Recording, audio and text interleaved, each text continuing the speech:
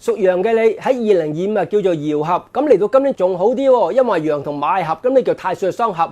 衝代表動，代表變合，代表人緣好，各樣嘅事情比較穩定。咁即使你係春夏天出世，運氣麻麻地都啦，因為咁你太歲相合都容易貴人輔助。如果你秋天出世咧，仲更加好。當然排第一係冬天啦。咁咩叫冬天啊？排第一最好運咧係11月7到3月6呢批，排第二咧8月8到呢一個11月7。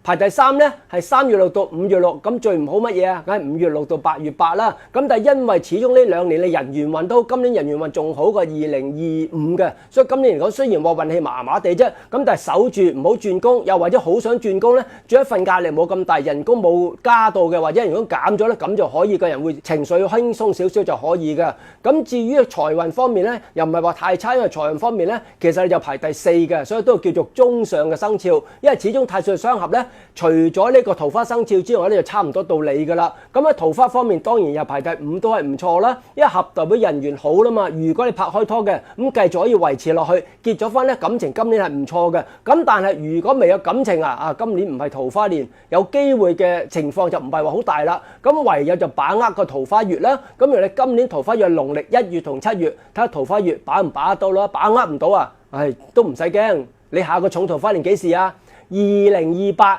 等多1年啦，1年之後你聽我呢個係可能等2年之後咧就重桃花年啦。咁仲要喎，你今年吉星有太陽男貴人之助，所以頭先講啦，如果打工嘅咧，上司係男人，拍檔係男人，原來都係對你有幫助嘅喎。咁所以今年一味黐住男人就得啦。咁仲有歲合就太歲相合，頭先講過啦，合就代表人緣好，各樣事情比較穩定啦。咁就攀過有利地位提升。咁凶星有咩？有天凶，天凶計劃而成凶。咁我講過好多次啦，做人唔使有計劃，最叻嘅係見一步行一步，能夠解決眼前問題先有用嘅。咁但係有個晦氣就棘手少少啦。晦氣咧，若俾人雞會截爆棚，明明傾好嘅咧，又容易俾人甩拖喎。譬如你做保險或者地產，明明個客聽日簽㗎啦，點知俾人截糊喎。所以如果你要簽約嘅話，記住啦。跟緊少少，漏嘢都去佢屋企樓下等佢簽咗，你先翻屋企啊！